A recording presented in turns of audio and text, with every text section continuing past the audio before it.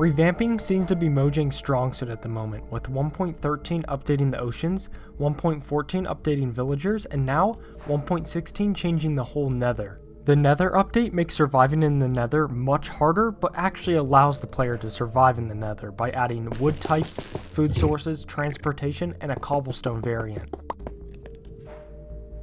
In this review, I will go over all the important changes in this update, and then give my final thoughts at the end of the video. Mending became even more overpowered than it already was. The old XP distribution system was very unintuitive and most of the time was a hassle. Now when collecting XP, the distribution is smart and will go to any items that need repairing before going to the XP bar. Hoes got a substantial upgrade, now being the main breaking tool for hay bales, leaves, both netherwort blocks, shroomlights, targets, and sponges. Sponges are the most interesting block that now have a tool, not because it's a weird block, but they became so much more useful. They used to be so annoying because the breaking speed was so slow. Fun fact, while I was testing this, I learned that every type of hoe has the exact same breaking speed except for the netherite hoe, which is slightly faster. Every hoe needs at least efficiency 4 to insta-break sponges, but the netherite hoe only needs efficiency 3. It's very weird and inconsistent. Fabulous graphics settings is now a thing for some reason. Since 1.15 and the new Minecraft rendering engine was released, Minecraft had a problem with rendering particles behind translucent objects. The best way to show this is campfire smoke behind glass. With normal fancy graphics, you are not able to see the smoke particles, but with fabulous graphics, you are able to. Instead of adding this new graphics option, maybe, Mojang, you should have just fixed your game. One of the new blocks that no one remembers that was added is the quartz bricks. This block does not naturally generate and was heavily overshadowed by blackstone and the basalt deltas being in the same snapshot. It's a very nice looking block nonetheless, and I hope to see it and use it in future builds. On the topic of blackstone, this block is one of the favorites from almost everyone in this update. Having multiple variants of slabs, walls, and stairs, this block has everything to offer, and it's one of the nicest looking blocks in the whole update. The crimson and warped wood looks very different compared to the traditional wood types. The stem blocks have an animated texture and do not follow the same line structure. The planks are more similar to the planks that we already know. They share the same texture that we all know, and they're very unsaturated like spruce and dark oak.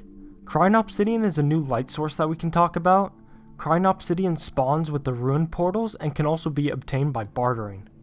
This block has a light level of 10, but when crafted with the respawn anchor can have up to a light level of 15. The respawn anchor is actually very interesting because it allows the player to respawn in the Nether. I haven't really used it yet, but I think the best way to use it is placing it down before going into something like the Bastion Remnant, where you have a chance of dying.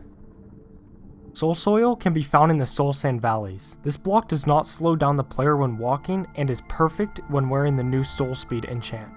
Soul Soil can be used to craft soul torches and campfires, just like Soul Sand can. Piglins are the most interesting mob from the Nether update. This mob has so much to offer. I mean literally. Bartering makes this mob one of the most unique mobs in the whole game. Gold is a renewable resource, which makes everything the piglin trades also renewable. This addition is substantial, knowing quartz is now renewable.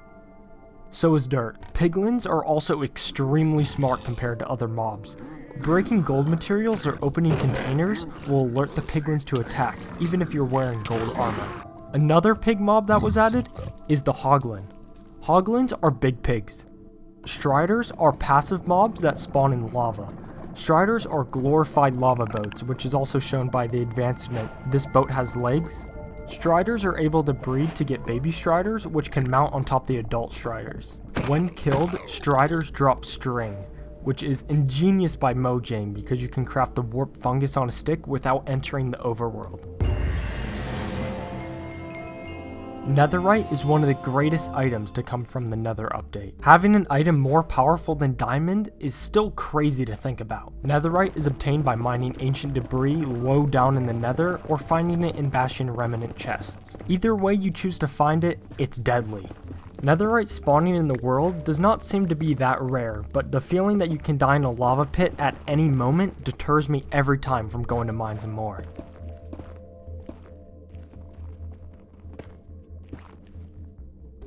To actually get the netherite ingot though, players need to smelt 4 ancient debris, which makes netherite scraps. Those scraps, crafted with 4 gold ingots, will get you 1 netherite ingot. With that netherite ingot, use a smithing table to combine it with your diamond gear. In normal fashion, the tools get stronger by 1 attack damage.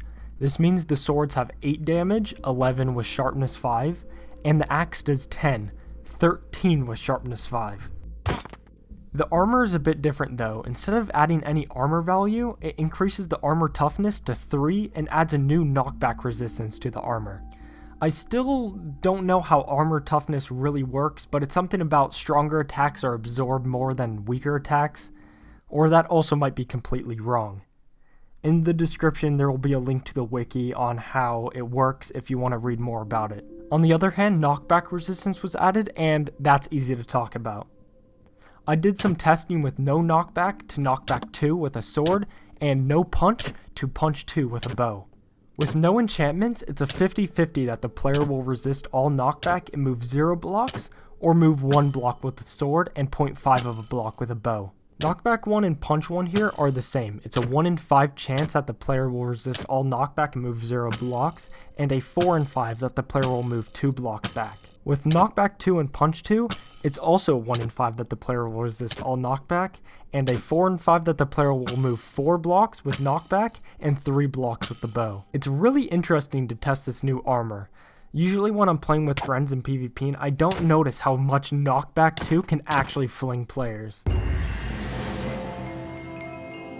From bartering to netherite, this update is fantastic. The nether now houses some of the greatest parts of the game, and now that we have it, somehow we lasted years with the same nether. There are new items for every type of player. Blocks for the builder, biomes and structures for the explorer, improved redstone, netherite for the dedicated player. All these features combined make the endgame player, which has so much more content than before. For my rating, I'll give Minecraft 1.16, the Nether update, a 9 out of 10.